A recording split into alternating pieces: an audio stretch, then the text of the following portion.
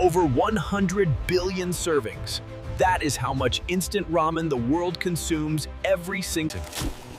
From college dorms to the International Space Station, instant noodles are the ultimate survival food. But how do we turn raw? Welcome inside one of the world's largest ramen mega factories. Here, precision engineering and high-speed automation. It started with one man, Momofuku Ando. After food shortages, he invented chicken ramen. While China eats the most by volume, South Koreans are the champions, eating over 75 servings per person every year. It all starts with wheat. These massive silos hold 100 tons of high-protein wheat flour, pumped. But flour needs a partner. We mix water with salt and a special ingredient called Kansui. Why Kansui? This alkaline solution interacts with the wheat gluten, giving ramen its signature yellow color and that distinctive springy, chewy texture. Before mixing, every batch of flour is tested. If the protein content is too low, the noodles will be mushy. Precision is non-negotiable. Precision is everything. Automated scales weigh ingredients to within a fraction of a gram. Consistent recipes mean consistent taste in every packet. Beyond flour, this factory consumes 50 tons of palm oil and tons of potato starch daily. The logistics alone are a masterpiece. The mixing solution is prepped.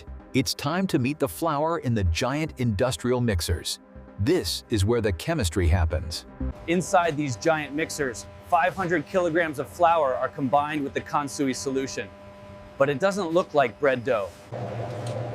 Ramen dough is incredibly dry. The hydration is only about 33%. It looks like crumbly gravel. Mixing generates heat. The mixer is water jacketed to keep the dough cool-eyed, ensuring the gluten structure creates the perfect bite. The goal here is uniform distribution. We need every single particle of flour to be touched by the alkaline water. After 20 minutes, the batch is released. To the untrained eye, this looks like a mess. To a noodle engineer, it's potential energy. If you squeeze these crumbs, they hold together. The gluten bonds have started to form, but they need time to relax. The dough travels to a resting conveyor. Just like bread or pizza dough, ramen dough needs a nap. This resting period allows the moisture to penetrate the center of the flour particles. Now, we are ready to roll. The dough enters the compound roller. This machine takes the loose crumbs and forces them into a solid sheet. Actually, we form two separate sheets first, then press them together. This compounding creates a cross-grain network for maximum chewiness. The resulting sheet is thick, about 10 millimeters, and tough. It's way too thick to eat, but it's incredibly strong. We let the sheet rest one last time. Pressing it stressed the gluten. If we cut it now, the noodles would snap. Laser sensors monitor the thickness. Consistency is key. A variance of a single millimeter here causes chaos in the fryer later. The dough is rested and tough. Now begins the journey of reduction, pressing it thinner and thinner. This is the continuous rolling train. 7 sets of rollers gradually squeeze the dough sheet. We can't squash it all at once or the dough would tear.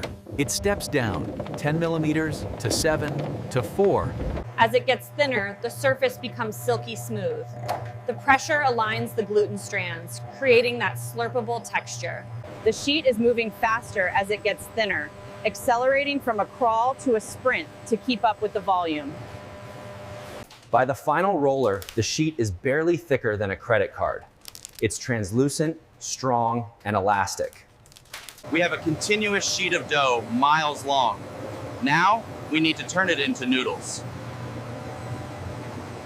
The surface finish determines how soup clings to the noodle. Smooth for light broth, rougher for thick sauces.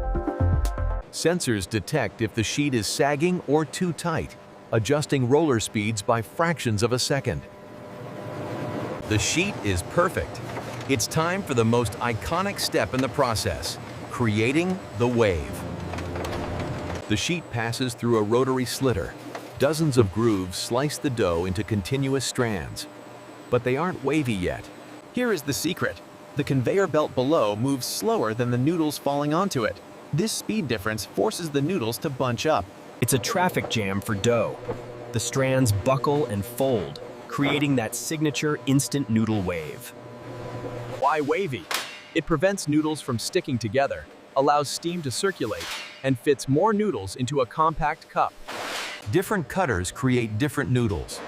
Thin for delicate broths, thick and wide for spicy Korean stews. This continuous wavy mat travels endlessly. But right now, it's still raw dough. If dried now, it would be brittle. We need to cook it. The noodle mat enters the massive steam tunnel. It's getting a sauna treatment. Inside the tunnel, steam at 100 degrees Celsius blasts the noodles for about 2 minutes. This is the pre-cooking stage.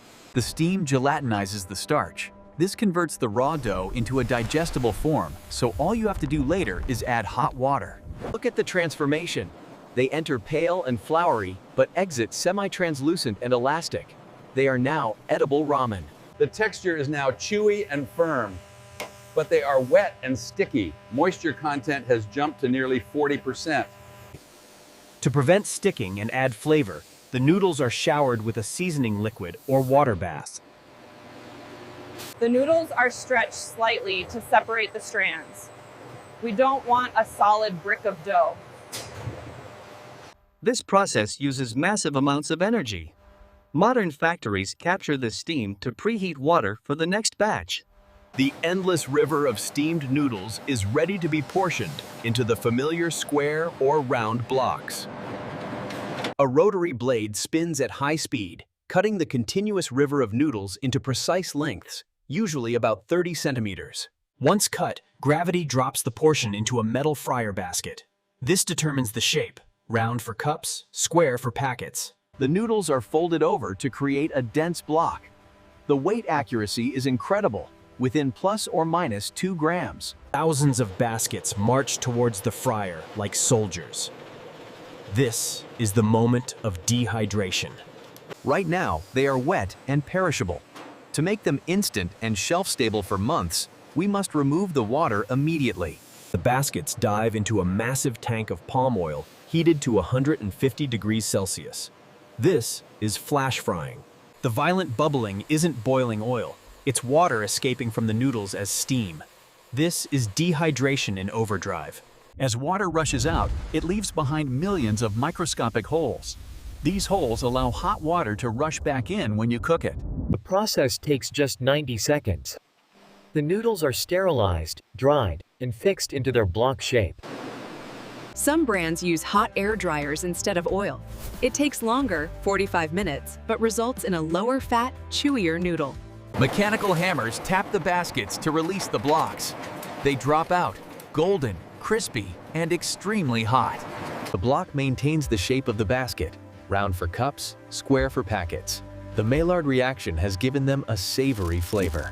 The oil is constantly filtered to remove crumbs and free fatty acids, ensuring a fresh taste and long shelf life. Excess oil drains away. But we can't package them yet. They are over 100 degrees hot. If we packed them now, the residual heat would melt the plastic cup, and condensation would cause mold. They head to the cooling tunnel. Massive fans blast filtered air to bring the temperature down rapidly. Powerful fans blast ambient air through the porous noodle blocks. In minutes, they drop from frying temps to room temperature. Optical cameras scan every single block. Burnt, broken, or misshapen noodles are instantly rejected by air jets.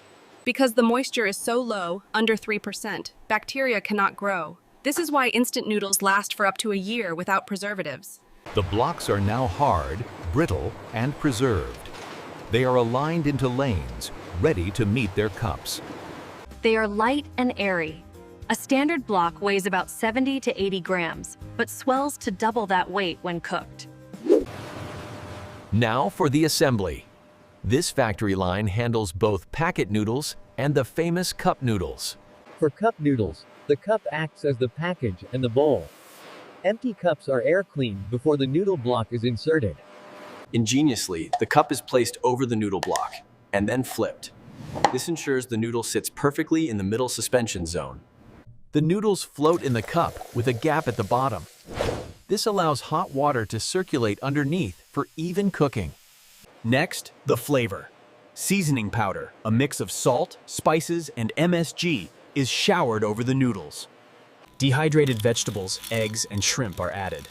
They look small now, but will rehydrate to their original size and texture. On the packet line, machines fill tiny sachets with oil or sauce at lightning speed, up to 400 packets per minute. The seasoning packets are dropped onto the noodle blocks just milliseconds before they are wrapped. This factory runs multiple flavors simultaneously. From spicy kimchi to classic chicken, changeovers are handled by automated systems. The cups are full. Now they need to be sealed to keep that freshness locked in for months. Foil lids are heat pressed onto the cups. The seal must be perfect to prevent moisture from entering. For extra protection, the entire cup is shrink-wrapped in plastic film. This is the tamper-evident seal you break at home. Square blocks go through flow wrappers. A tube of plastic forms around the noodle and seasoning, sealed at 300 packs per minute. Lasers etch the expiration date and batch code. This traceability allows the factory to track every single noodle back to the flour silo. Final weight check. If a cup is missing even a gram of seasoning, a jet of air kicks it off the line instantly. X-ray machines look through the packaging to ensure no foreign objects, like metal or stone, have contaminated the food. Packed into cases, palletized by robots, and shipped globally.